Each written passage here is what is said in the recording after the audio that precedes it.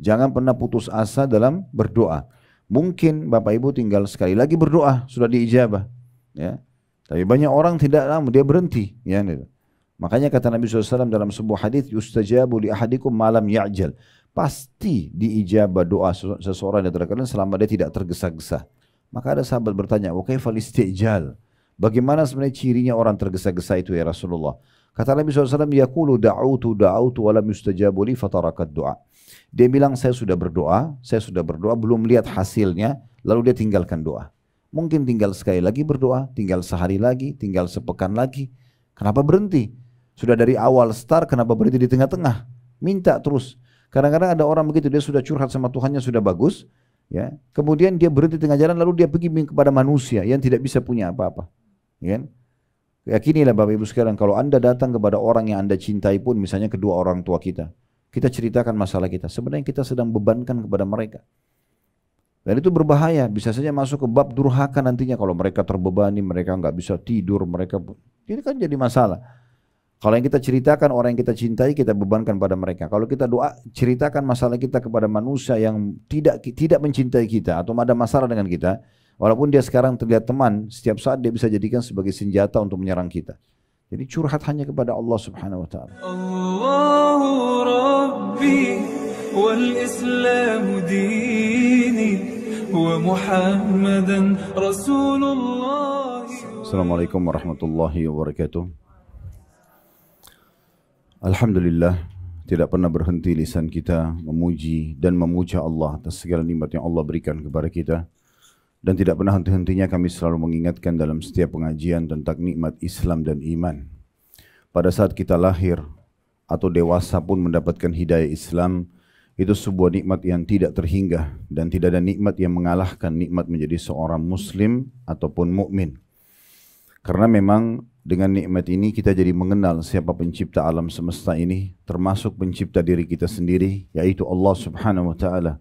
Dan dengan itu kita akhirnya punya panduan hidup. Kita jadi tahu mana yang boleh dan mana yang tidak boleh kita nikmati dan kita kerjakan. Yang biasa dikenal dalam agama Allah dengan halal dan haram. Dan kita akhirnya juga tahu tujuan kita hidup di muka bumi ini. Serta ada batas waktu di mana kita akan meninggal dunia dan kembali kepada Sang Pencipta Allah. Serta akan diminta pertanggungjawaban atas semua apa yang sudah kita lakukan dan kita nikmati selama kehidupan di dunia. Allah mengingatkan dalam firman-Nya, "Faman ya'mal mithqala dzarratin khairan yarah, wa man ya'mal mithqala dzarratin syarran yarah." Siapa yang berbuat seperti biji sawi dari kebaikan, maka akan diperlihatkan untuknya dan akan dia terima balasannya. Dan siapa yang berbuat seperti biji sawi dari keburukan, akan diperlihatkan juga akan diminta pertanggungjawabannya. Dan tentu bagi orang-orang yang cerdas, menjadi seorang muslim yang sejati, dia mengikuti semua perintah Allah, meninggalkan semua larangan, dia akan bahagia di dunia dan juga puncaknya akan mendapatkan surga yang abadi kelak di akhirat. Oleh karena itu, bersyukurlah kalau Allah Subhanahu wa taala masih memberikan kepada kita nikmat ini. Selanjutnya kita panjatkan salam hormat kita kepada utusan Allah Nabi besar Muhammad sallallahu alaihi wa ala alihi wa sahbihi wasallam. Sebagaimana Allah telah perintahkan kita untuk mengucapkan salam hormat tersebut, dan tentu dengan harapan agar dengan salam ini kita mendapatkan juga tambahan pahala, sebagaimana Nabi SAW sendiri bersabda, "Man shalla alaihi marratan sallallahu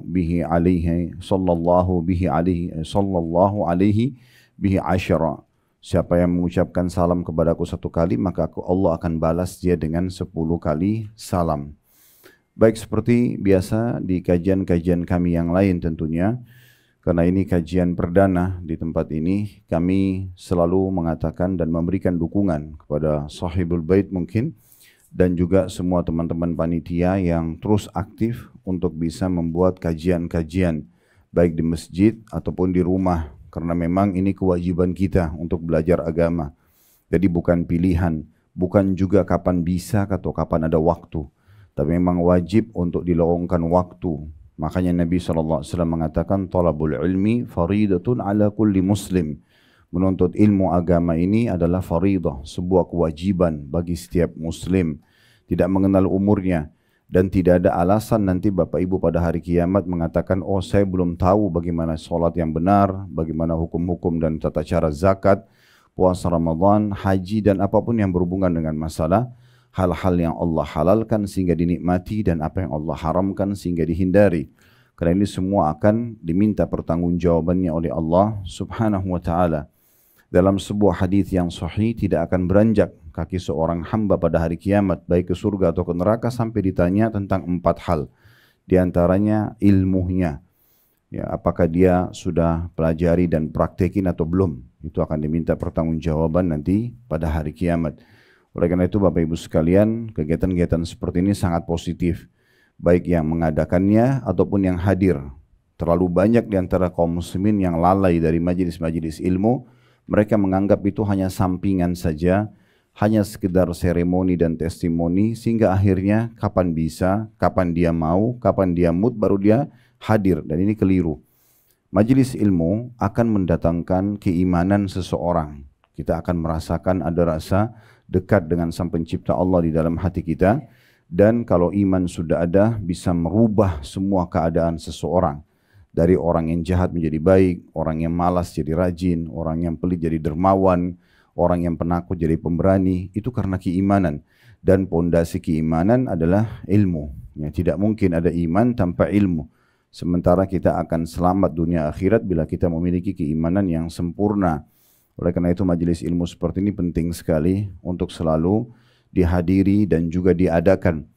Dan ikhlaskan niat Bapak Ibu sekalian. Kalau tadi ada yang datang hanya karena ajakan temannya, hanya karena tidak enak sama panitia yang mengundang atau pemilik rumah, ataupun misalnya hanya sekedar mau tahu pengajiannya bagus atau tidak, semua ini tidak ada manfaatnya. Tidak akan mendatangkan pahala. Niatkan ikhlas karena Allah Subhanahu wa taala. Kata Nabi SAW, Inna Allah la yakbalu amalan illa ma kana khalisan liwajhi. Allah tidak akan pernah menerima amalan kecuali yang ikhlas karenanya. Betul-betul mengharapkan pahala. Para panitia, sahibul bait, tentu tanpa menggurui, ikhlaskan niat karena ingin mengumpulkan kaum muslimin belajar agama. Kaum muslimin yang hadir, murni datang, betul-betul bukan karena tidak enak atau karena undangan saja, tapi karena ingin belajar agama. Saya pun sama sebagai pemateri juga sama. Diniatkan betul-betul murni untuk belajar agama atau mengajarkan agama sehingga kita semuanya akan mendapatkan pahala di sisi Allah Subhanahu wa taala. Keberkahan ilmu akan dirasakan, kita jadi mudah faham, kita jadi mudah praktekin dengan keikhlasan. Kalau Bapak Ibu tidak ikhlas, sehebat apapun penyampaian yang disampaikan, sekeras apapun suara sehingga bisa terdengar dengan baik oleh kuping kita, sebagus apapun buku yang kita bedah, ya, senyaman apapun tempatnya, tidak akan ada berbekas kalau seseorang tidak ikhlas. Tapi kalau dia ikhlas, walaupun kadang-kadang kita cuma mendengarkan cuplikan ceramah 1 menit, tapi di saat kita ikhlas mendengarkannya, maka kita lebih mudah untuk mempraktekannya. Disitulah keberkahan ilmu. Ya. Ini poin penting mungkin untuk digarisbawahi dan selalu kejar keutamaan ilmu itu sendiri. Di antaranya hadis Nabi SAW yang sahih, siapa yang keluar dari rumahnya ikhlas ingin menuntut ilmu karena Allah, maka dicatatkan baginya pahala haji lengkap. Jadi hanya dengan duduk di majelis ilmu itu bisa mendapatkan pahala haji lengkap. Haji itu berapa biayanya, berapa jauh jarak yang bisa didapatkan dengan majelis ilmu. Dalam sebuah hadis yang lain, kata Nabi SAW, Allah itu memiliki malaikat-malaikat yang tugasnya khusus untuk mencari majelis-majelis zikir atau majelis ilmu. Kemudian kalau mereka temukan, mereka memanggil satu sama yang lain sambil mengatakan, kesinilah, ini target kalian. Lalu mereka pun menaungi para orang-orang di majelis ilmu dengan sayap-sayap mereka dari tempat itu sampai ke langit. Jadi mereka sangat banyak. Kemudian setelah itu mereka kembali kepada Allah, Allah pun bertanya kepada mereka, kalian dari mana? Mereka mengatakan, kami dari perkumpulan hamba-hambamu yang sedang mengingatmu. Maka kata Allah Subhanahu wa taala, apakah mereka pernah melihatku? Maka kata para malaikat, belum pernah. Kata Allah, bagaimana kalau mereka melihatku? Kata para malaikat, tentu mereka akan lebih memujimu, mereka akan lebih mentaatimu, lebih memuliakan dan mengagungkanmu. Lalu Allah Subhanahu wa taala mengatakan, apa yang mereka harapkan? Kata para malaikat, mereka berharap surgamu. Lalu kata Allah Subhanahu wa taala kepada para malaikat, dan Allah lebih tahu sebenarnya. Pertanyaan ini hanya Allah ya jadikan sebagai pertanyaan yang dilemparkan kepada malaikat, bukan karena ketidaktahuan. Lalu kata Allah Subhanahu wa taala, apakah mereka sudah pernah lihat surga? Kata para malaikat, belum. Kata Allah Subhanahu wa taala, bagaimana kalau mereka sudah melihatnya? Maka kata para malaikat, mereka pasti akan lebih giat lagi mengejarnya. Lalu kemudian Allah SWT mengatakan lagi, dari apa mereka berlindung? Kata para malaikat, mereka berlindung dari api neraka. Lalu kemudian mereka atau Allah SWT mengatakan, apakah mereka sudah pernah melihat neraka? Kata para malaikat, belum. Kata Allah SWT, bagaimana kalau mereka melihat neraka? Kata para malaikat, mereka pasti akan lebih semangat lagi untuk menjauhinya dan lebih takut padanya. Lalu Allah Subhanahu wa taala mengatakan, aku persaksikan kepada kalian bahwasanya aku telah mengampuni hamba-hambaku itu. Jadi ini juga pengampunan dosa orang hadir dalam majelis ilmu. Tapi semua ini Bapak Ibu tidak akan dapat kecuali kalau ikhlas karena Allah. Nggak bisa. Jadi kalau hanya seremoni, testimoni saja, nggak akan ada manfaatnya semuanya. Oleh karena itu kita ikhlaskan niat kita tentunya. Baik, metode yang kita gunakan adalah bedah buku. Dan ini memang yang sering kami lakukan. Kalau Bapak Ibu memiliki waktu bisa melihat di playlist YouTube kami di Khalid Basalma Official, itu lebih mendekati sekarang angka 50 buku yang sudah dibedah. Jadi memang karena pengalaman dulu saya lama jadi dosen, cuman saya berpikir kalau di kampus saya hanya mengajar 4 kelas maksimal, satu kelas bisa 50 mahasiswa, dan itu bedah buku. Jadi membahas buku tertentu, buku hadis, buku tafsir, buku akidah. Tapi permasalahannya hanya 200 mahasiswa itulah yang mengambil manfaat. Sayang sekali. Saya melihat banyak sekali umat yang belum mengetahui dan belum belajar. Bahkan tata cara sholatnya saja masih banyak yang salah, masih malas. Dan hukum-hukum agama yang lain, maka saya ambil keputusan waktu itu tinggalkan kampus dan akhirnya saya membina masjid dan juga majelis taklim untuk kemudian menggunakan metode kampus. Jadi ini metode kampus. Ya. Seperti Bapak Ibu sekarang sedang kuliah, bedah buku dari awal sampai akhir. Ya, cuma bedanya kita sama pengajian-pengajian yang biasa kalau tidak bedah buku, itu hanya datang tematik, jelasin satu tema, pergi, mungkin jemaah sudah lupa, kemudian kembali lagi bulan depan, baru tema yang berbeda atau pekan depan. Ini semua efektif, tapi tidak seefektif kalau bedah buku seperti ini. Karena kalau kita sudah bedah misalnya bab pertama, kemudian kita misalnya berlanjut bulan depan atau pekan depan atau kapanpun Allah mudahkan, pada saat kita masuk ke bab yang kedua misalnya itu lanjutannya, kita akan bisa mengingat bahasan sebelumnya. Karena bukunya sedang kita bedah. Dan ini jauh lebih baik tentunya. Terlebih lagi buku-buku seperti ini Bapak Ibu sekalian, kita kalau beli sendiri jarang sekali mengkhatamnya. Ya. Mungkin kalau kita sudah sering beli buku pun bisa dihitung jari buku yang kita baca dari awal sampai akhir. Nah dengan bedah buku seperti ini, kita betul-betul tuntas membahas dari awal sampai akhir. Dan ini insya Allah akan diupload di playlist YouTube kami. Bapak Ibu bisa ulangi lagi. Bisa diulangi, bisa dijadikan sebagai kurikulum anak-anak di rumah, kurikulum keluarga, sering kami sampaikan. Jadi sebenarnya Bapak Ibu bisa privat dengan kami, walaupun tidak hadir di majelis seperti ini. 1 jam saja sebelum tidur, coba buka playlist YouTube kami, kemudian Anda akan temukan insya Allah banyak kajian kitab yang bisa dijadikan program harian. Hari Senin misalnya belajar akidah, hari Selasa belajar hadis, hari Rabu belajar fikih, itu semua ada kajian-kajian buku. Ada mendekati 50 buku sudah kami bedah. Ya. Ini salah satunya ini buku baru yang akan kita bedah. Jadi saya berharap nanti akan ada interaktif lebih banyak, walaupun dan interaksi walaupun mungkin tidak secara langsung bertemu saya, tapi juga bisa melalui layar ya, yang bisa dimaksimalin insya Allah.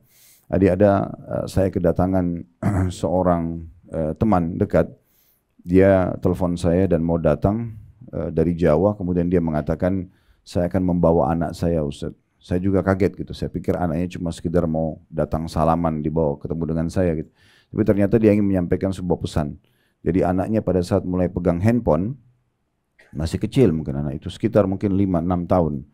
Yang pada saat awal pertama mau pegang handphone, dia bilang kami khawatir, suami istri ini khawatir, kemudian akhirnya kami alihkan ke ceramah. Nah, dan kebetulan yang dia lihat itu adalah ceramah Sirah Nabawi, sejarah Nabi yang kami sudah bedah panjang lebar di YouTube tentunya, itu lebih dari 40 episode ya. Itu bisa diikuti kalau sehari 1 kali saja berarti 40 hari untuk menyelesaikan, atau lebih dari 40 hari. Kalau sepekan sekali berarti butuh 40 minggu ya, atau 40 pekan. Sebulan sekali maka butuh 40 bulan baru menyelesaikannya. Tapi anak ini mendengarkan hampir setiap malam dan dia ngulang-ngulangi sampai dia menghafal sebagaimana saya sampaikan.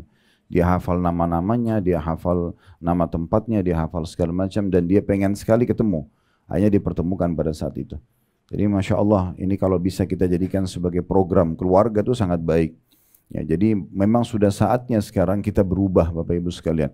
Bagaimana kita menjadikan hiburan anak-anak itu ilmu. Ya, membiasakan mereka mendengar itu daripada mereka nonton kartun yang tidak ada manfaatnya. Apalagi kartun itu fiktif semuanya. Ya, ini sering kami sampaikan, Tom and Jerry itu hanya mengajarin berantem. Ya, pukul-pukulan dan tidak ada manfaatnya. Coba tanya diri Anda sendiri, manfaatnya apa pada saat dilihatkan kepada anak-anak? Tidak ada, kecuali tikus sama kucing yang berantem terus dan tidak pernah selesai-selesai dari awal sampai akhir. Kalau Bapak Ibu putarin anak-anak kecil, satu kali cuplikan saja misalnya setengah jam atau 20 menit, pastikan setelah itu mereka akan berantem. Ya. Mereka akan rusak barang-barang di rumah karena itu yang diajarkan. Pesannya kan itu. Nah, itu tidak ada manfaatnya sama sekali. Ya. Dan terlalu banyak kartun-kartun dari orang non-muslim yang tidak ada manfaatnya. Tapi sayangnya kebanyakan orang tua hanya ingin menenangkan anaknya. Yang penting anaknya tenang, dia juga sibuk aktivitas, maka anaknya dibiarkan. Ini salah sekali. Kenapa nggak dialihkan ke ceramah, tidak dialihkan ke tilawah? Apa yang menghambat kita untuk membuat mereka belajar agama? Bukankah para ulama dari kecil mereka sudah hafal Quran? Imam Syafi'i itu hafal di umur 9 tahun. Ya Imam Ahmad hafal juga di umur 10 tahun. Al-Quran ini jadikan sebagai bahan mereka. Atau hiburan mereka. Nah itu bisa, ya tergantung bagaimana kita biasakan. Apalagi kalau mereka minta sesuatu, Bapak Ibu hubungkan permintaan mereka dengan prestasi itu. Oke? Tapi serahkan atau store satu surah Al-Quran. Biarkan mereka menghafalnya. Ya. Hafalan mereka itu sangat bagus. Ya. Jangan disia-siakan untuk menghafal hal-hal yang tidak ada manfaatnya. Dan seterusnya lah. Baik, kita biasakan kalau bedah buku Bapak Ibu sekalian. Yang pertama kalau beli buku dibuka plastiknya dulu. Iya, karena banyak orang beli buku plastik yang dibuka-buka sampai dia beli double, ya. Jadi memang kalau berplastik dibuka plastiknya. Kemudian yang kedua lihat daftar isinya. Ya, daftar isi menggambarkan kepada kita tentang apa isi buku ini. Nah, di sini semua penulis pasti akan tulis ya ru'usul aqlam atau poin-poin dasar daripada bahasan buku itu. Jadi Bapak Ibu kalau baca buku, nah kita kan ini kita bedah buku kita dari awal sampai akhir ya. Tapi kalau Bapak Ibu beli buku sendiri, buka daftar isi lalu cari kira-kira di antara judul yang ada mana yang paling mengklitik buat kita, mana yang paling menarik ya. Misalnya dari 10 bab, bab ke-7 nih tentang masalah ini dan itu. Nah mulai baca dari situ. Nanti itu akan mendongkrak kita untuk menyelesaikan isi buku. Nah biasa begitu ya. Jadi kalau kita awal langsung baca dari awal sampai akhir ini biasanya dibedah baru bisa menarik ya. Seperti itulah. Nah karena kita sedang membaca judul buku kita ini agar doa dikabulkan.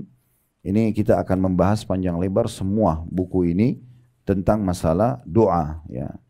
Dan ini cukup panjang lebar dan detail sekali. Sampai kalau kita lihat di daftar isi itu ditulis halamannya sampai halaman 164 ya. Jadi semuanya berisikan tentang masalah doa-doa dari halaman 20, dari halaman 19, maaf. Ya. Sebenarnya dari halaman 3 ya, tepatnya dari halaman 3 sampai 164.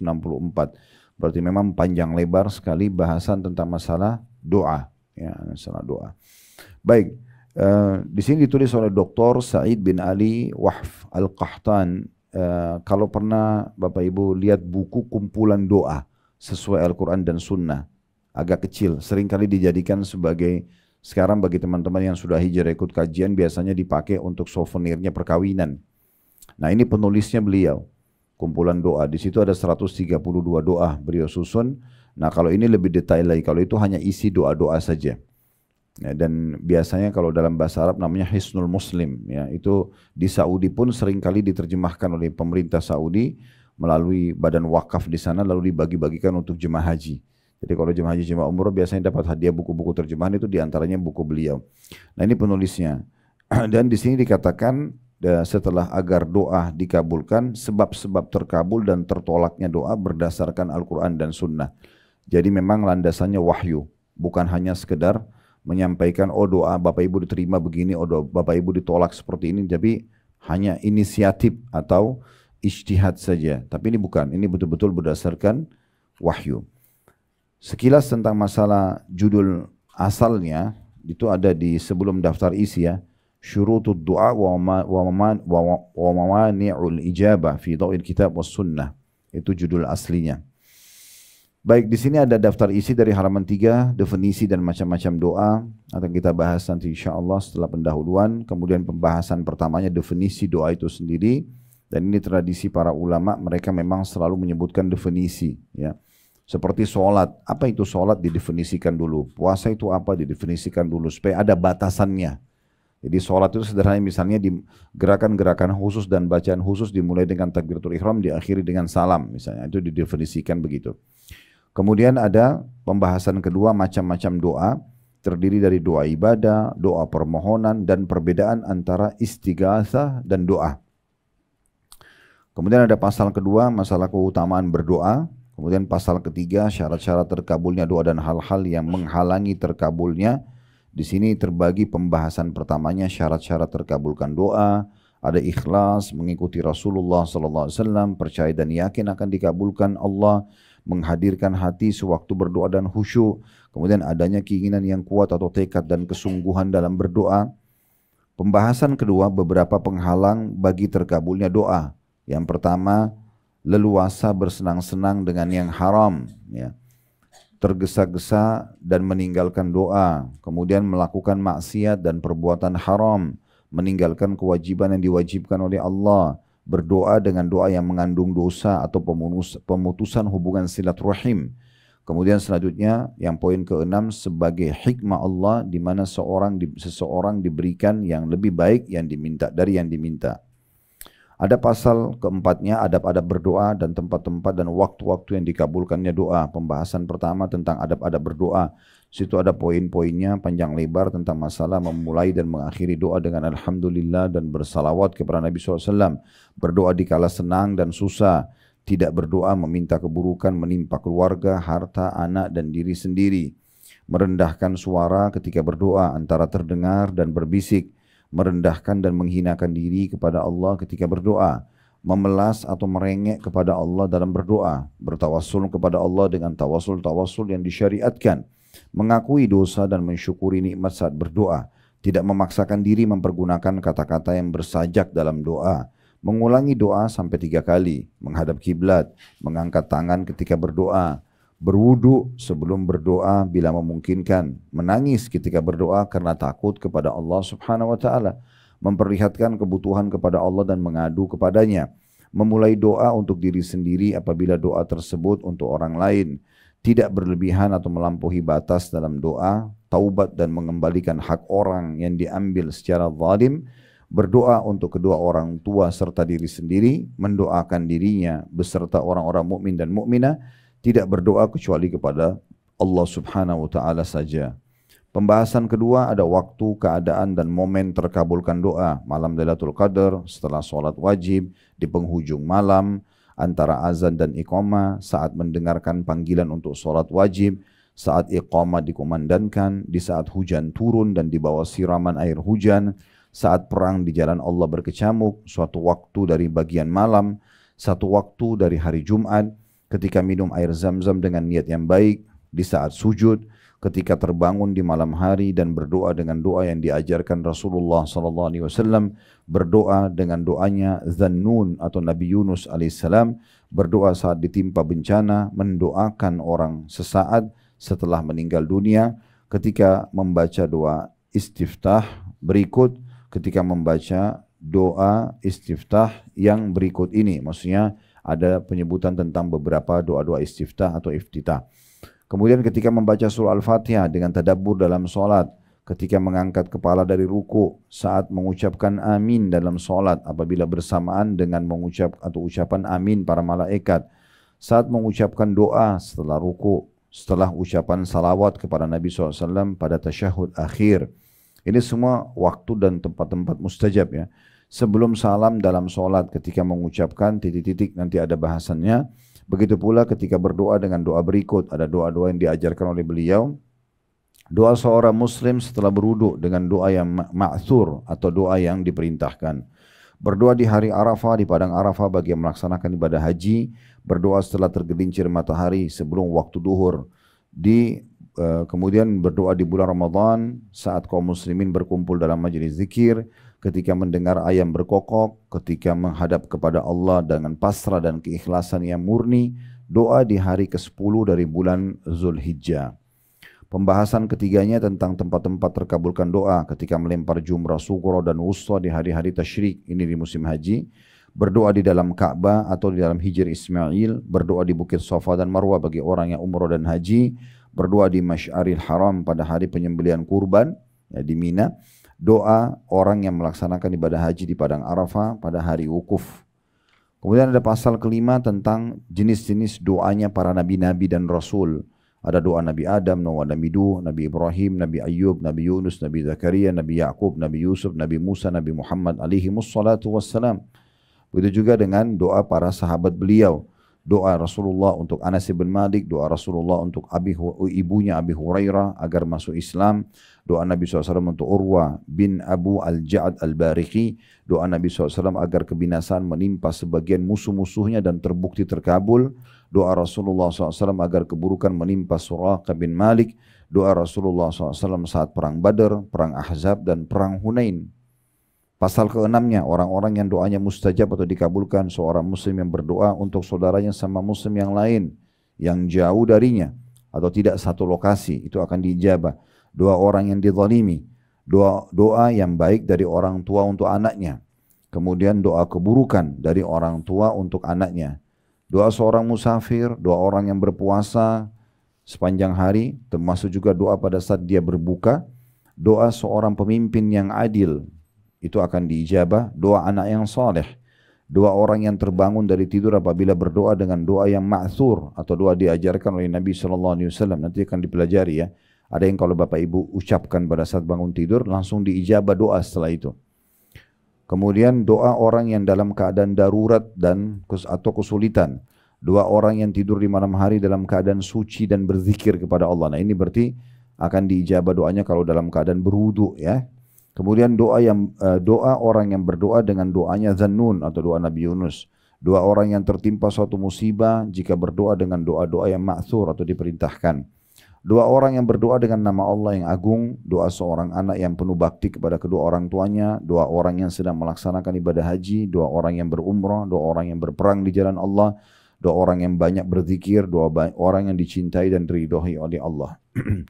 Terakhir pasal ke-7, itu adalah pentingnya doa dan kedudukannya dalam kehidupan. Pembahasan pertama, besarnya kebutuhan hamba kepada Rabb-nya. Yang kedua, perkara-perkara terpenting yang harus diminta seorang hamba kepada Rabb-nya, seperti mohon petunjuk kepada Allah, mohon pengampunan kepada Allah, mohon surga kepada Allah dan berlindung kepadanya dari api neraka, mohon ampunan dan keselamatan dunia akhirat, mohon kepada Allah keteguhan di atas din atau agama dan akibat yang baik pada setiap urusan. Memohon kepada Allah kenikmatan yang langgeng dan perlindungan dari hilangnya kenikmatan tersebut. Dan yang terakhir, berlindung kepada Allah dari cobaan yang berat, kesengsaraan yang dalam, ketetapan takdir yang jelek, dan dari kesenangan musuh-musuh. Nah dari daftar isi yang tadi kita baca secara cepat ini, Bapak Ibu nanti bisa melihat, oh kayaknya di poin sekian ini saya lebih tertarik. Bisa dibaca di rumah nanti. Ya. Kira-kira mana yang paling kita penasaran, mulai baca di situ. Nanti insya Allah tetap akan kita bedah satu persatu. Ya. Baik, tentu di situ ada pendahuluan yang ditulis oleh penulis, kita akan lewati, kita akan masuk ke pasal pertamanya. Itu di halaman 3. Itu di halaman 3. Ya, namun sebelum kita masuk di sini Bapak Ibu sekalian, saya perlu menyampaikan dulu beberapa poin penting sebagai pembukaan. Yang pertama, doa itu adalah komunikasi dengan Allah Subhanahu wa taala. Itu namanya doa. Komunikasi, konsultasi, curhat.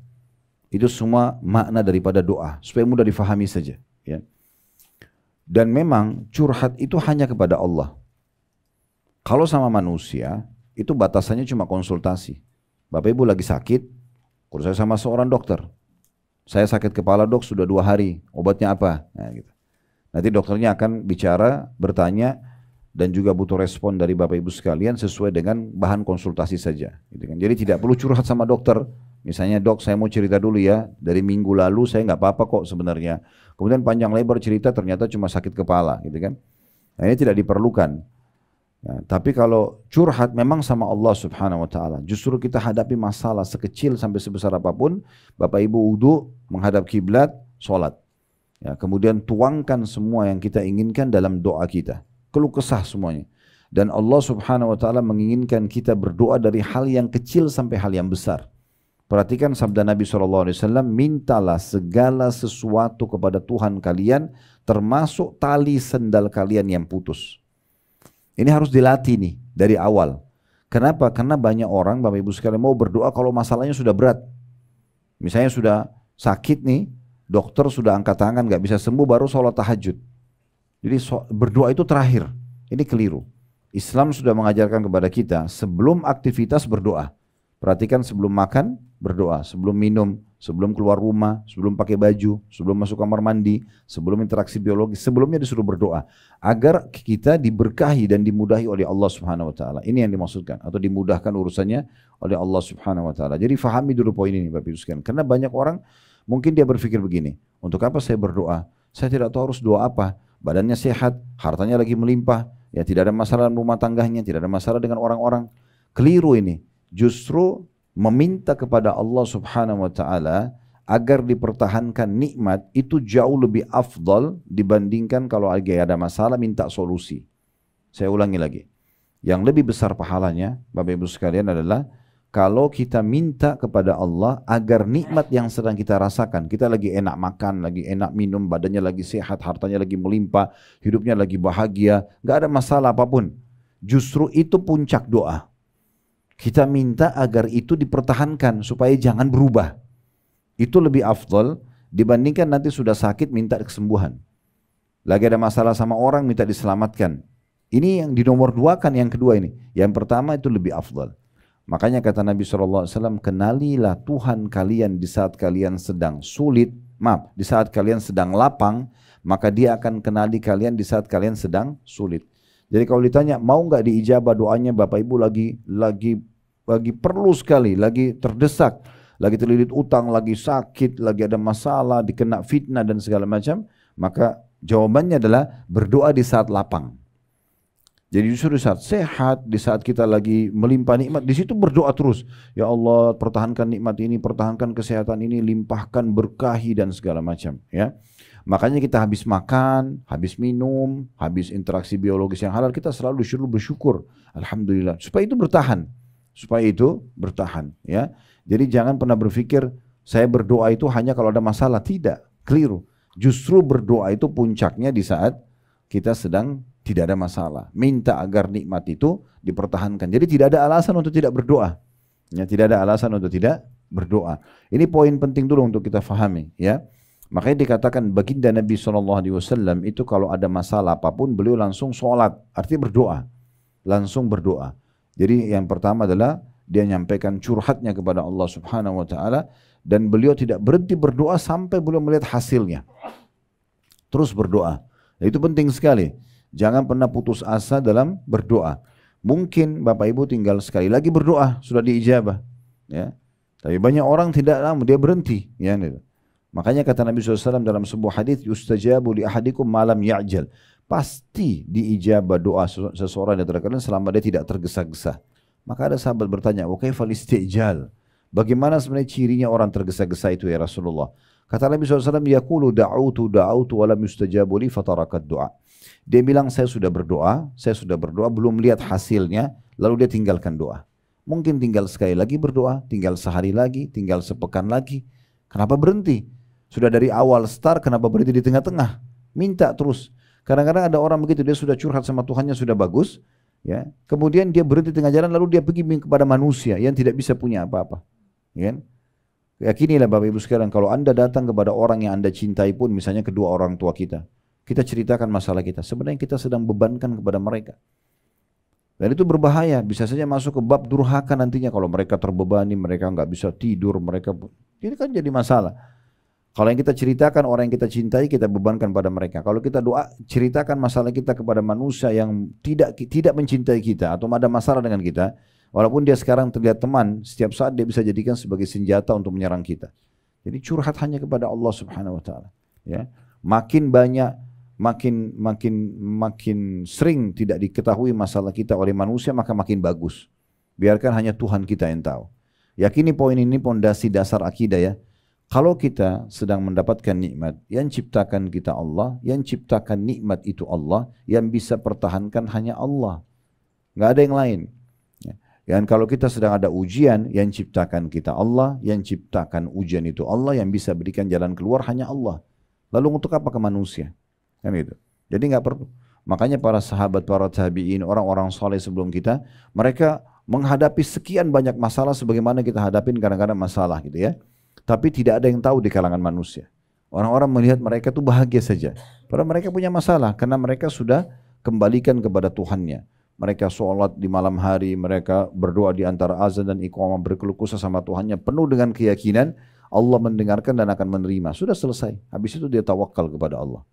Nah itu poin penting yang harus kita garis bawahi sebagai pondasi bahasan doa. Jadi jangan berdoa di saat butuh saja.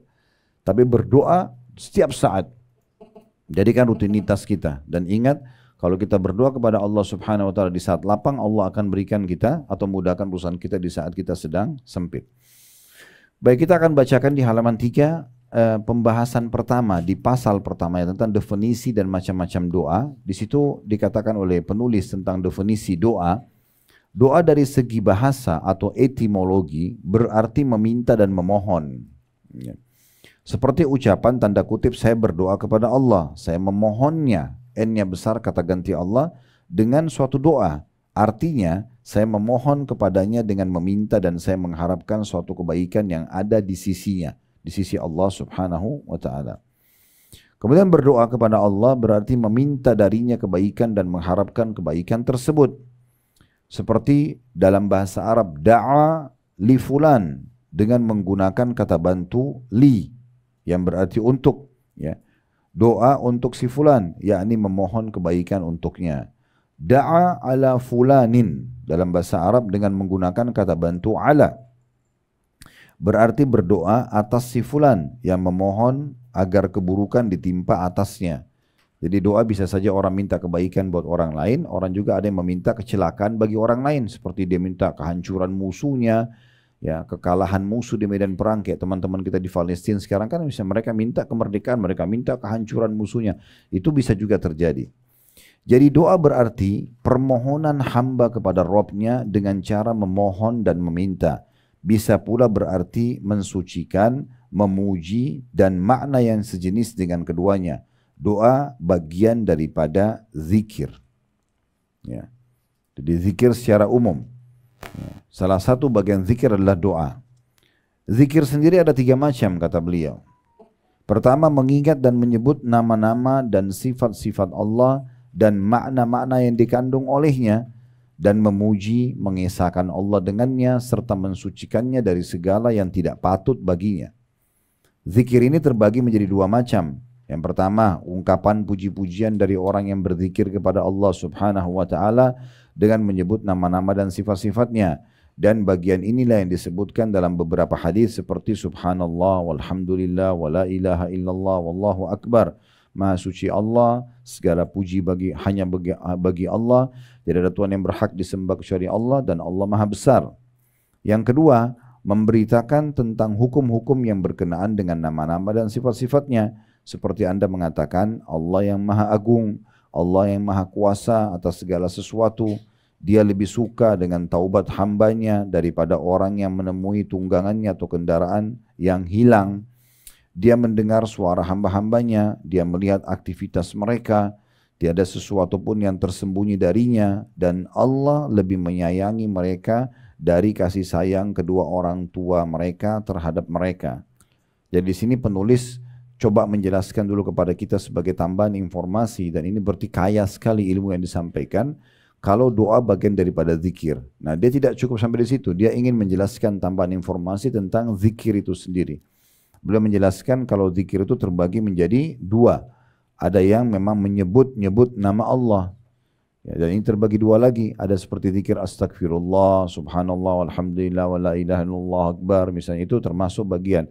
Ada juga kalau Bapak Ibu menyebutkan misalnya Allah Maha Besar, Allah Maha Agung, Allah itu melihat hamba-hambanya. Kita kalau ngomong begitu kepada orang lain itu kita juga sedang berzikir. Kita juga sedang berzikir karena kita sedang mengingatkan orang lain agar kembali ke Tuhannya. Maka itu juga masuk dalam makna zikrullah, ya.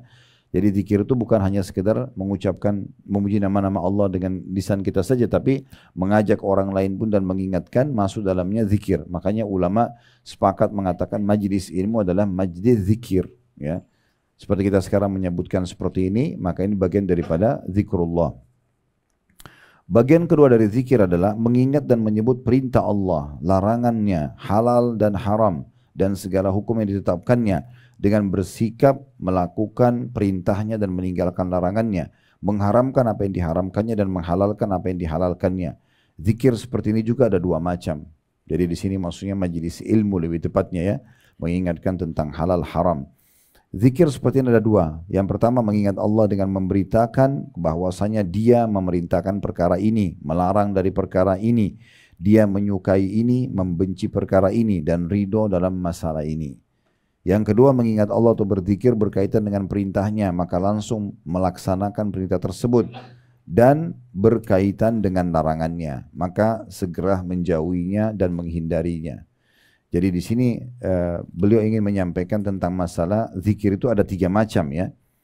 Kalau yang pertama intinya adalah penyebutan dengan lisan, ya. Baik itu kita mengatakan subhanallah, alhamdulillah, wa la ilaha illallah, Allahu akbar, atau kita mengatakan Allah maha besar, Allah sangat penyayang terhadap hamba-hambanya. Misalnya ibu dalam doa dan bapak sekalian bilang, ya Allah, zat yang telah menciptakan alam semesta ini, zat yang mengizinkan aku mengangkat tangan ini, mengucapkan doa-doa ini, itu juga zikir namanya. Ya, itu juga zikir. Bagian kedua adalah mengingat Allah dengan larangan dan juga segala hukum yang ditetapkan, sehingga kita mengingat bahwasanya Allah memerintahkan ini, Allah melarang itu, baik untuk diri kita atau kita sampaikan kepada orang lain, ya. Kemudian juga langsung mempraktekkan, ya, apa yang diperintahkan. Misalnya Bapak Ibu menjadi sini begini, dengar satu perintah langsung dipraktikin, atau misalnya ada yang dilarang langsung Ibu berhenti dan Bapak sekalian berhenti dari itu namanya zikir juga. Bagian ketiga, mengingat dan menyebut anugerah nikmat dan kebaikan Allah. Ini termasuk zikir yang paling agung. Zikir yang disebutkan di atas berjumlah 5 macam, ya. Di sini maksudnya adalah zikir juga bisa terbagi menjadi 3 macam. Di sini yang dimaksud yang di poin ketiga adalah bagaimana seseorang hamba mengingat dan mengenang kebaikan Allah, seperti kita jadi lahir di muka bumi ini, atau Bapak Ibu melihat memperbesarkan nikmat Allah. Seperti misalnya orang punya rumah ini, maka Bapak Ibu pemilik rumah coba merenungi kembali bagaimana posisi rumah ini, berada di mana dibandingkan dengan orang-orang yang tidak memiliki di wilayah yang sama, mungkin ukurannya, mungkin setiap jengkal dari rumah ini, semua nikmat itu dibesarkan. Satu piring makanan pun itu bisa kita berzikir kepada Allah dengan pahala yang sangat besar, dengan merenungi bagaimana kita bisa menyuapkan makanan itu ke mulut kita, bagaimana lidah kita masih bisa membedakan rasa pedas, asam dan segala macam. Itu termasuk zikrullah semua, termasuk adalah zikrullah, ya. Kemudian beliau mengatakan zikir juga bisa terbagi menjadi 3 macam, yaitu zikir dengan menggunakan hati dan lidah, dan ini merupakan tingkat zikir yang paling tinggi. Jadi Bapak Ibu berzikir dalam hati, berzikir juga dengan lidah. Misalnya kita bilang subhanallah dengan lisan, tapi hati kita merenungi makna subhanallah itu. Kita bilang alhamdulillah, hati kita merenungi tentang nikmat Allah, syukur itu, maka itu yang paling afdal zikir. Yang kedua, zikir dengan menggunakan hati saja, dan ini merupakan tingkat kedua.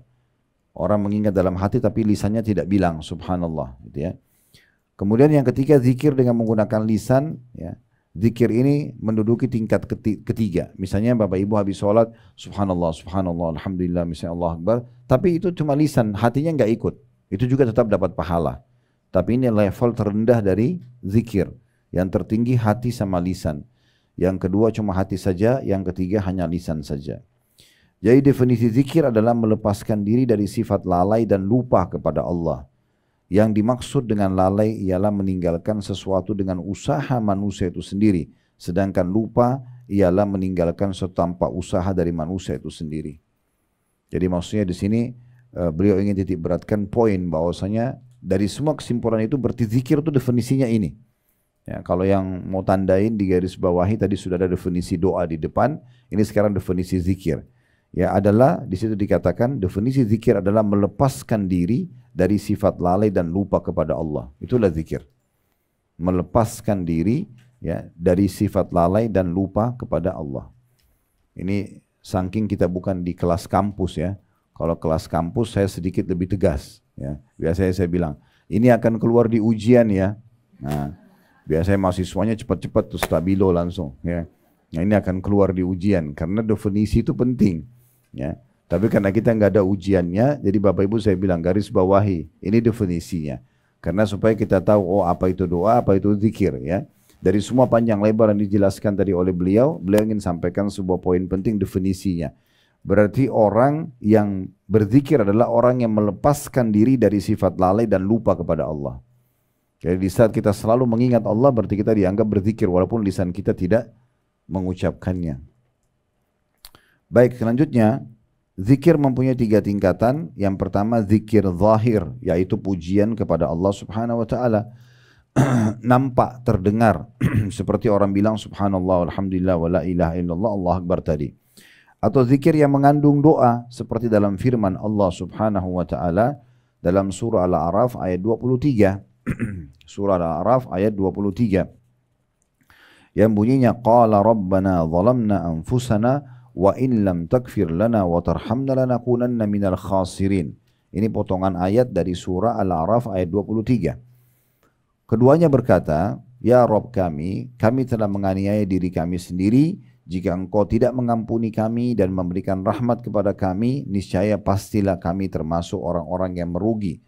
Ya, ini doa Nabi Adam alaihissalam dengan istrinya Hawa ya, pada saat mereka melanggar perintah Allah Subhanahu wa taala. Juga seperti orang membaca ya Hayyu ya Qayyum birahmatika astaghith. Wahai Tuhan yang maha hidup dan Tuhan yang maha mengurusi makhluknya, dengan rahmat-Mu lah aku mohon atau memohon diselamatkan. Atau berzikir dalam kurung mengingat dan menyebut dengan memohon perlindungan Allah seperti ungkapan Allah bersertaku, Allah melihatku, Allah menyaksikanku, dan yang semisalnya yang bertujuan membantu agar kehadiran Allah lebih dapat ya terasakan. Begitu pula untuk kepentingan memelihara hati, menjaga tata krama di hadapan Allah, menghindari kealpaan diri, juga memohon perlindungan kepada Allah dari syaitan dan kejahatan manusia. Ya. Jadi kalau kita simpulkan sebenarnya di poin ini tentang masalah zikir yang zahir, berarti Bapak Ibu selalu melantunkan zikir dengan suara. Apakah lagi sendiri atau di depan orang. Kayak misalnya kita lagi sendiri di mobil, ibu-ibu lagi masak atau lagi belanja, bapak-bapak lagi di kantor, lagi tidak ada kegiatan, lalu tangannya terus berzikir subhanallah, alhamdulillah. Itu yang dimaksud di sini secara zahir. Terus aja berzikir. Nanti kalau lagi ngomong sama orang, baru dia ngomong yang lain ya. Tapi kalau tidak diam maka selalu berzikir. Nah itu yang dimaksud dengan zikir yang zahir. Dan zikir-zikir yang diajarkan oleh Nabi SAW menghimpun 3 macam zikir ini, yaitu memuji Allah, berisi doa dan permohonan, serta menghadirkannya sehingga mencakup perlindungan yang sempurna, kebeningan hati, menghindari kealpaan diri dan berlindung dari godaan syaitan. Ini bisa terjadi setiap saat ya Bapak Ibu sekalian. Misalnya contoh, Bapak Ibu lihat ada orang di depan mata kita lagi jalan, lagi mendapatkan nikmat. Kendaraannya bagus, bajunya bagus, penampilannya rapi. Itu yang bisa jadikan bahan doa. Langsung kita mengatakan, ya Allah berkahilah buat dia dan berikan aku lebih baik dari dia. Jadi doa. Ya, jadi kelebihan orang pun kita bisa jadikan doa. Apa saja. Bapak Ibu bisa jadikan doa keburukan orang. Ada orang lumpuh, cacat. Ya, ada orang buat kesalahan. Lalu kita mengatakan, ya Allah tolonglah selamatkan dia dari keburukan itu. Berikan dia hidayah dan selamatkan aku darinya. Jadi kesalahan orang pun bisa jadi doa kita. Kita bisa memanen pahala yang sangat besar dengan doa kalau melihat seseorang melakukan perbuatan yang sangat luar biasa ya dalam amal-amal soleh. Seperti contoh, kalau Bapak Ibu melihat ada satu masjid besar sekali, bagus. Sayang sekali kalau Bapak Ibu masuk masjid tersebut cuma bilang bagus ya masjidnya, cuma sebatas itu. Dapat apa? Nggak dapat apa-apa. Cuma pujian saja. Kenapa Bapak Ibu tidak berdoa? Sambil niat dalam hati mengatakan, ya Allah berkahilah dan terimalah orang yang membangun masjid ini. Dan kalau seandainya engkau memberikan aku kesempatan seperti dia, aku akan lakukan yang sama. Ini bisa berbalik, pahala bukan berbalik, apa yang didapat oleh pembangun masjid tersebut Bapak Ibu dapat juga dengan doa ini. Ini yang kata Nabi SAW, manusia 4 macam. Yang pertama yang paling baik yang Allah kasih ilmu dan harta. Dia udah pintar agama, dia kaya raya, lalu dia habiskan keduanya di jalan Allah. Ini orang yang terbaik.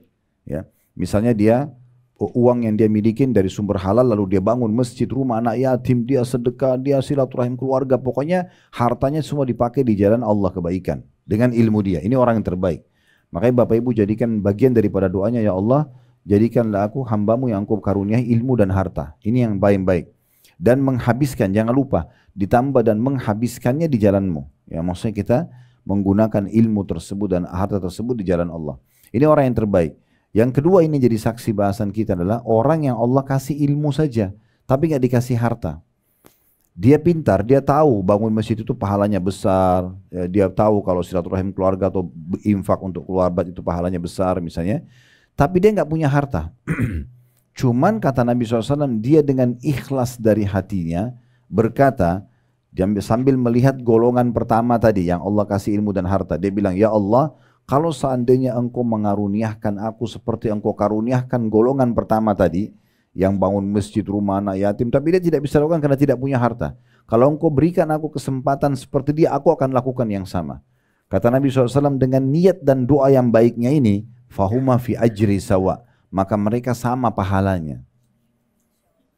Jadi kalau lewat di sebuah masjid, rumah anak yatim, apa sajalah, orang lagi pergi haji, orang lagi pergi umroh, jangan cuma bilang, oh iya ya, itu enggak ada manfaatnya, oh bagus ya, atau hanya puji orang, enggak.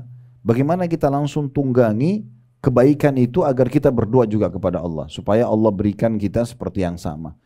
Jadi dengan niat dan doa yang baik itu, walaupun kita belum sempat lakukan, kita akan diberikan pahalanya. Nah gitu ya. Oleh karena itu kebaikan orang lain, ya, kelebihan orang lain kita bisa berdoa untuk kita diberikan yang sama. Amal soleh mereka juga kita bisa dapatkan dengan kita berdoa. Dan keburukan orang lain kita bisa berlindung dari Allah SWT atau kepada Allah dari keburukan tersebut. Nah ini bagian-bagian daripada zikir yang zahir, yang nampak, doa yang nampak. Yang kedua, ada zikir khafi atau samar-samar, yaitu zikir yang menggunakan hati semata agar terhindar dari sifat lalai dan lupa yang merupakan penghalang antara Rabb dan hati manusia. Keharusan hati untuk menghadirkan Allah menjadikannya seolah-olah melihat Allah, ya. Jadi yang dimaksud sini adalah zikir khafi atau samar-samar, zikir yang menggunakan hati saja atau hati semata, ya. Jadi hati ini memang Bapak Ibu sekalian usahakan tidak diisi dengan hal-hal yang sifatnya duniawi. Duniawi itu hanya sebatas di mata dan pikiran, sebatas di pikiran kita saja. Misalnya makanan, pakaian, kendaraan, itu tidak boleh masuk dalam hati. Jangan dimasukin dalam hati.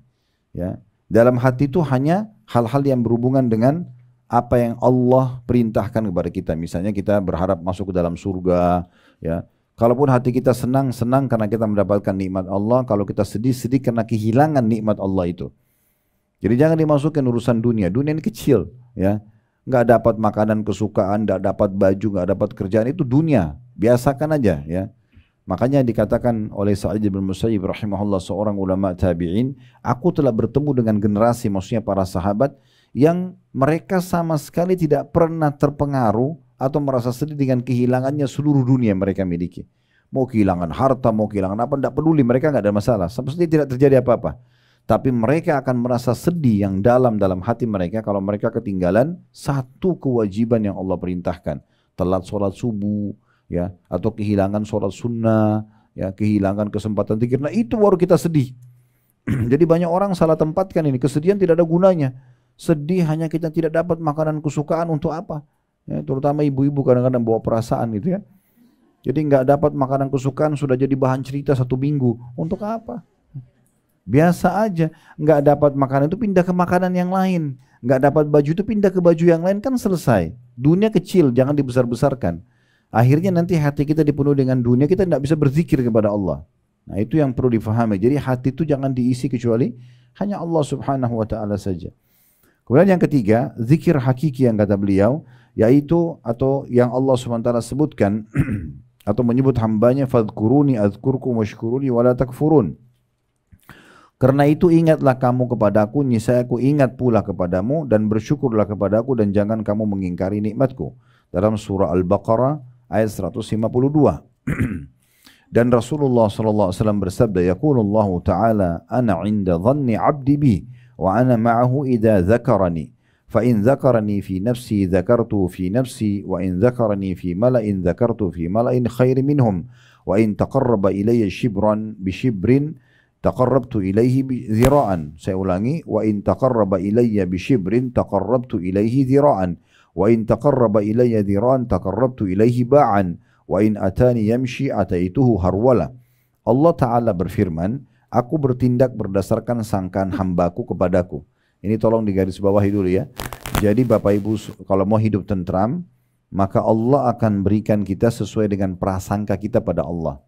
Jadi kayak misalnya kita sakit nih, oh kayaknya Allah tidak akan sembuhkan saya. Itu prasangka.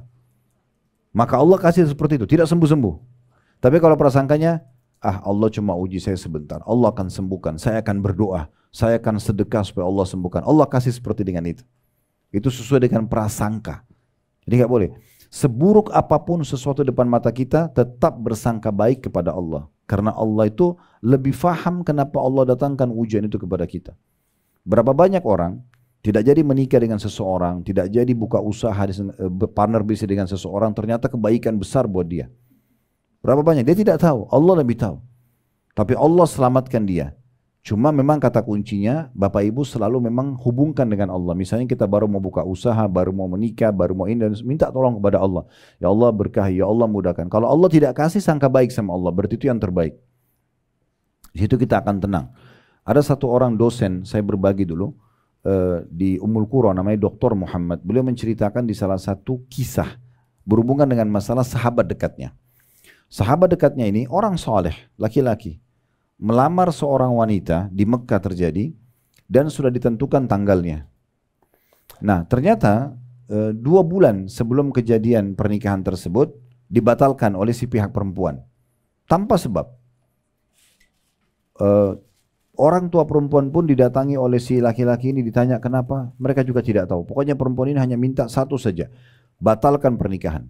Tidak mau sama laki-laki ini. Tadi awalnya sudah sepakat nih, seperti itu kejadiannya. Lalu kemudian kata Dr. Muhammad, saya setiap kali ketemu dengan teman saya ini, saya selalu dengar dia merengek sama Allah. Selalu. Antara azan dan iqamah, ada kesempatan, lagi sholat malam selalu, ya Allah kembalikan perempuan itu buat saya sudah suka dia. Dia mohon-mohon sama Allah. Kalau didengar doanya ini, harusnya diijabah. Kata Dr. Muhammad, kadang-kadang karena saya kesiannya melihat dia berdoa, saya juga berdoa, ya Allah berikan apa yang dia minta. Gitu kan? Iya, begitu kisahnya. Tapi subhanallah, Allah nggak kasih. Dia makin merengek sama Allah nggak kasih. Terbukti setelah 2 bulan, ini kan 2 bulan lagi hari H pernikahan. Perempuan itu rupanya tunggu sampai hari H itu lewat, kemudian dia nikah sama laki-laki lain. Kisah nyatanya begitu. Tapi subhanallah kata Dr. Muhammad, begitu perempuan itu nikah sama laki-laki lain, karena sudah status istri orang, teman saya berhenti berdoa. Karena tidak mungkin berdoa, ya Allah ceraikan dia kan gitu. Maka dia berhenti berdoa, dia bilang teman saya. Tapi saya justru tahu bagaimana Allah cintanya sama teman saya, justru setelah perempuan itu nikah sama laki-laki lain. Dia bilang ini kejadian nyata, 1 bulan pertama, itu kisah nyatanya beliau. Beliau mengatakan 1 bulan pertama perempuan ini ternyata terdeteksi kena kanker payudara yang ganas. Stadium sekian yang harus dipotong payudaranya. Yang sebelah kanan, itu kisah nyata. Bulan kedua ternyata menular ke payudara sebelah kiri, dipotong sebelah kiri. Dan bulan ketiga, kata Syekh Muhammad, Dr. Muhammad ini, ada masalah di urat saraf bagian belakang si wanita ini membuat kedua matanya buta. Bulan keempat meninggal perempuan itu. Apa kata Dr. Muhammad? Saya setelah kejadian ini malah tahu bagaimana cintanya Allah pada teman saya. Kalau dia nikah sama perempuan itu, bagaimana sedihnya dia nanti kalau sudah jadi istrinya. Ini kisah nyata. Dan ada sekian ribu kisah berhubungan dengan masalah ini. Oleh karena itu jangan pernah sangka buruk dengan Allah. Sangka baik saja. Kalau kita mau makan ini nggak jadi, kalau kita mau minum itu nggak jadi, mau nikah, mau kerja sekarang nggak jadi, ya sudah. Ya Allah, berarti ini yang terbaik yang kau berikan. Berikan aku gantinya. Selesai, ikhtiar aja yang lain. Nggak usah bersedih-sedih berlama-lama di situ, nggak usah, dunia sebentar. Kan gitu. Nah itu yang sebenarnya pesannya. Jadi kita sesuai dengan sangka kepada Allah SWT. Lalu selanjutnya kata Nabi SAW, selanjutnya Allah mengatakan, dan aku besertanya bersama dengan hamba apabila dia mengingatku. Kalau Bapak Ibu selalu berzikir, baik itu secara zahir tadi, dengan lisan, ya yang terbaik tadi adalah lisan sama hati, atau dengan hati saja atau dengan lisan saja, maka aku ya akan selalu mengingat. Apabila ia mengingatku, aku akan berserta bersama. Aku akan bersertanya apabila ia mengingatku. Apabila ia mengingatku dalam dirinya sendirian, aku akan mengingatnya dalam diriku juga. Jika hambaku mengingatku di hadapan sekumpulan orang, kayak Bapak Ibu lagi di pasar, lagi di jalan, tetap berzikir. Ya, tetap mengingat Allah Subhanahu wa taala. Baik mengingat itu dengan zikir dengan lisan tadi, atau misalnya meninggalkan apa yang Allah larang atau mengerjakan apa yang Allah perintahkan, maka aku pun kata Allah akan mengingatnya di hadapan sekumpulan makhluk yang lebih baik dari itu. Maksudnya di kalangan para malaikat. Jika ia mendekatkan diri kepadaku sejengkal saja, sedikit kita berupaya, kayak misalnya Bapak Ibu sedikit, saya sudah mulai mau sholat malam, saya mulai mau sholat duha, saya mulai mau sedekah, saya mulai mau belajar, saya mulai mau tutup aurat, mulai sedikit saja sejengkal, maka kata Allah, aku akan mendekat pada hamba tersebut sehasta. Ya, kita sejengkal, Allah sesiku. Ya. Kemudian selanjutnya, jika ia mendekatkan diri kepadaku sehasta, sesiku, aku akan mendekat kepadanya sedepah, satu lengan. Ya. Dan jika dia mendekatkan diri kepadaku dengan berjalan, aku akan mendekatinya dengan berjalan cepat atau berlari kecil. Ya. Artinya sedikit saja kita berupaya untuk mendekatkan diri kepada Allah SWT, Allah langsung mendekatkan diri kepada kita. Ya. Ada juga poin penting, ini sebagai penutup ya. Mungkin setelah ini kalau ada mau bertanya silakan, kita akan lanjutkan pertemuan akan nanti. Ini adalah pembahasan kedua tentang macam-macam doa. Bapak Ibu sekalian, kalau seandainya Anda mau berdoa, nanti juga akan disebutkan oleh beliau tentang syarat-syaratnya ya. Jangan pernah meninggalkan poin-poin ini, walaupun nanti akan disinggung. Yang pertama, mulai dengan memuji Allah dan membaca salawat kepada Nabi SAW. Harus selalu itu. Minimal gini, Alhamdulillah wassalatu wassalamu ala rasulillah, minimal. Lalu bilang, ya Allah sembuhkan penyakitku, ya Allah mudahkan urusanku, ya Allah berkahi hidupku dan seterusnya. Ya. Jadi jangan pernah berdoa tanpa memulai, kecuali doa itu memang diajarkan oleh Nabi SAW tanpa memulai dengan pujian. Contoh kita mau masuk kamar mandi, ya kita langsung saja baca Allahumma inni a'udzubika minal khubuthi wal khaba'is, atau kita keluar mengatakan ghufranak misalnya, atau doa makan kita tinggal baca bismillah, habis makan alhamdulillah. Ini semua tidak butuh membaca alhamdulillah wassalatu wassalamu ala rasulillah. Tapi kalau doa permohonan, maka Bapak Ibu mulai dengan memuji Allah dulu ya. Makin banyak pujiannya makin bagus. Kadang-kadang nanti kita akan belajar di buku kita ini, kadang-kadang doa Nabi Muhammad SAW itu panjang sekali pujiannya, ujungnya terakhir cuma minta Allah ampuni. Tapi pujiannya, wahai Tuhan yang alam semesta, pencipta alam semesta ini, yang menciptakan jin dan manusia, yang menciptakan surga dan neraka, puji-pujian banyak sekali ya. Maka nanti ujungnya ternyata minta satu poin. Itu memang penting sekali. Karena pernah ada sahabat Bapak Ibu sekalian masuk masjid Nabi SAW, lalu dia bilang langsung, Allahumma gfirli, ya Allah ampunilah aku. Kata Nabi SAW, ista'jala hadza, orang ini tergesa-gesa sekali. Harusnya dia memuji Allah dulu, dia membaca salawat kepadaku, baru kemudian dia sampaikan hajatnya. Karena itu doa permohonan. Ini bukan doa yang kita tadi terikat dengan mau kamar mandi, keluar kamar mandi dan seterusnya ya. Kita sedang memohon hajat tertentu. Jadi harus mulai dengan memuji Allah dan baca salawat kepada Nabi SAW. Kata Umar bin Khattab, doa kalian akan dihijab oleh Allah, tidak diterima selama kalian tidak baca salawat kepada Nabi SAW. Ya, mulai dengan itu, alhamdulillah wassalatu wassalamu ala rasulillah. Yang kedua, pilih tutur kata yang santun dan baik. Ingatlah, Allah itu tidak tuli, Allah itu mendengar. Tidak usah teriak-teriak. Ya, nanti ada bab sendiri dibahas oleh beliau karena pentingnya. Tidak keras suara, tidak juga terlalu menghilangkan suara. Bagaimana kita menyampaikannya sesuai dengan adab dan tata keramanya ya. Pilih tutur kata yang paling baik. Ya. Kemudian yang ketiga adalah meminta atau tidak meminta sesuatu yang haram. Serta menjauhi semuanya yang berhubungan dengan yang haram. Pakaian, makanan, minuman, semua tidak boleh ada yang haram. Karena kita sedang memohon kepada Allah Subhanahu wa ta'ala. Kemudian yang keempat, ya, tidak berhenti memohon sampai melihat hasilnya. Terus mohon sampai melihat hasilnya. Ya. Terus minta, jangan berhenti. Makanya tadi saya sebutkan hadis waktu di awal pembukaan, kata Nabi SAW, diterima doa seseorang dari kalian selama dia tidak tergesa-gesa. Sahabat tanya, bagaimana tergesa-gesa ya Rasulullah? Kata Nabi SAW, dia bilang, saya sudah berdoa, lalu kemudian belum lihat ijabahnya, kemudian ya, dia berhenti berdoa. Kemudian yang keenam, ya, yang kelima, yang perlu diperhatikan juga adalah memohon dan bertawassul kepada Allah, memperkuat doa itu dengan tawassul, dengan amal-amal saleh. Seperti misalnya untuk diijabah supaya disembuhkan penyakit, dimudahkan urusan, selain berdoa, sedekah juga. Dikuatkan dengan itu. Kita sedekah atau kita minta orang lain bantu doakan selama orang itu masih hidup. Misalnya tolong doain saya ya. Walaupun kita tidak usah detail sampaikan saya lagi ada urusan ini, tidak usah. Tapi kita tinggal bilang tolong doain saya supaya dimudahin ya. Atau kita sendiri yang berijtihad setiap kali ketemu sama teman-teman ya, atau kerabat atau mungkin pasangan suami istri selalu doakan. Ini yang jarang terjadi kita ya. Jadi kenapa seorang suami tidak selalu mendoakan istrinya, semoga Allah berikan kamu hidayah, semoga Allah jaga kamu, semoga Allah sehatkan. Misal dalam sehari bisa saja kita ucapin kan doa itu. Atau seorang istri selalu mengatakan semoga Allah selalu jaga di luar dari mara bahaya dan segala macam. Kenapa tidak doakan? Kenapa enggak doakan anak-anak dengan hal-hal yang baik gitu ya? Ya, misalnya kita mengatakan semoga Allah jaga, semoga kasih hidayah, semoga kamu jadi anak soleh dan seterusnya. Begitu juga teman dengan teman ya. Kalau ketemu gini di majelis ilmu, pada saat sebelum berpisah mungkin ya semoga selalu sehat selalu ya, semoga selalu sukses selalu. Kenapa nggak dibahasakan doa ya semuanya? Jadi kita bisa tawasul dengan amal saleh, di antaranya dengan bersedekah dan juga minta orang lain doakan. Ini termasuk yang penting.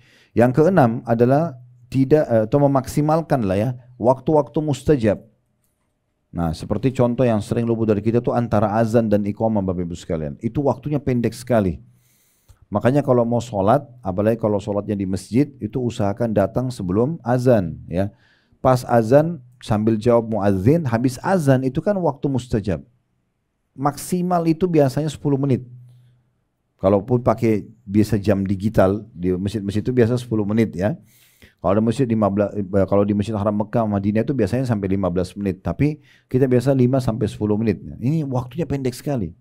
Ibu-ibu juga kalau lagi di rumah dengerin azan misalnya dikumandangkan, pas selesai azan itu waktu mustajab, berhenti dulu aktivitas yang lainnya, berdoa dulu, hadap kiblat, angkat tangan, alhamdulillah wassalatu wassalamu ala rasulillah, sampaikan hajatnya di situ. Ya. Dan ingat, doa-doa itu atau semua jenis ibadah Bapak Ibu sekalian, kalau kita biasakan untuk melakukannya, kita maksimal di situ, maka secara otomatis Allah akan berkahi di situ.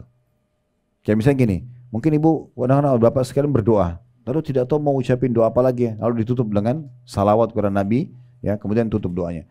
Tapi kalau kita rutinkan, seminggu sering berdoa, sebulan sering berdoa, nanti muncul dari lisan kita doa kita tidak pernah terfikir sebelumnya. Allah berkahi di situ.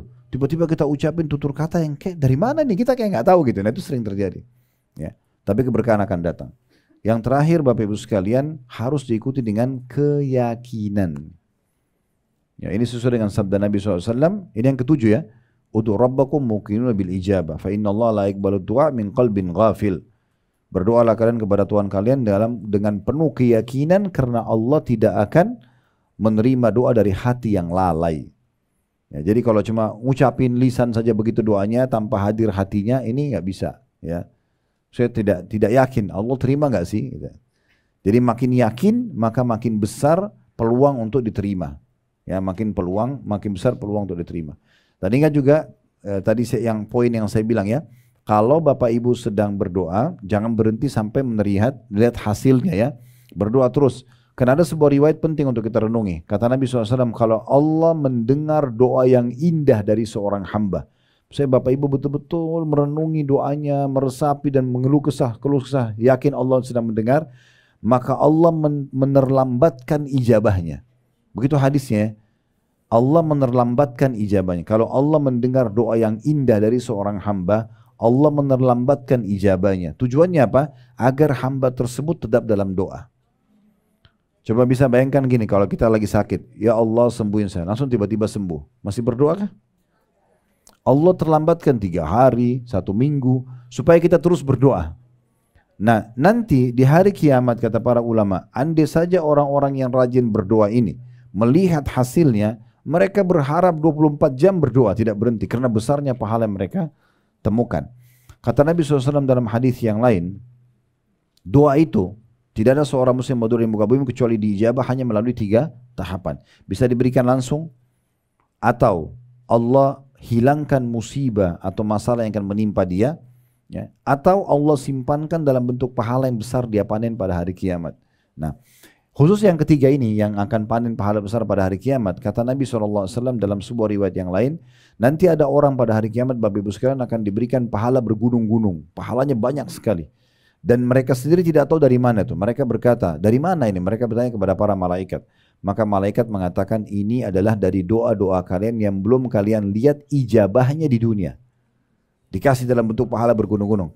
Maka apa kata Nabi SAW? Ini pesan penting. Nabi bilang, maka di saat itu mereka berharap agar semua doanya tidak dikasih di dunia. Biar di akhirat saja. Jadi doa itu ibadah. Bapak Ibu lihat hasilnya atau tidak hasilnya akan tetap dapat pahalanya di hari kiamat. Ingat, berdoalah walaupun itu hal yang kecil. Saya selalu sarankan begitu dalam bab doa. Ibu dan bapak keluar mau ke mall saja, minta sama Allah dikasih parkiran, tidak apa-apa. Ya Allah mudahin buat saya parkiran itu. Mau beli pakaian, ya Allah mudahin buat saya pakaian itu. Mau pergi makan pun, ya Allah mudahin supaya saya dapat makanan yang terenak misalnya. Tidak ada sana, berdoa aja semua. Ya, sehingga dalam kehidupan kita tuh selalu interaksi sama Allah Subhanahu Wa Taala. Nah itu targetnya. Allahu a'lam. Itu kedepannya tentu masih lebih dalam lagi kita membahas masalah doa ya. Ini adalah bagian atau pasal pertama dari definisi doa itu sendiri. Semoga Allah SWT mengikhlaskan niat kita, menjadikan ini bermanfaat, memenuhi semua hajat-hajat kita, ya, juga menerima seluruh amal-amal soleh kita, serta Allah menyatukan kita semua di surga Firdausnya tanpa hisab, mana disatukan dalam majlis ilmu yang mulia ini. Kalau benar dari Allah, ada salah dari saya mohon dimaafkan. Wassallallahu ala nabiyina Muhammadin wa alihi wasallam. Walhamdulillahi rabbil alamin. Subhanakallahumma bihamdika asyhadu an la ilaha illa anta astaghfiruka wa atubu ilaik. Wassalamualaikum warahmatullahi wabarakatuh.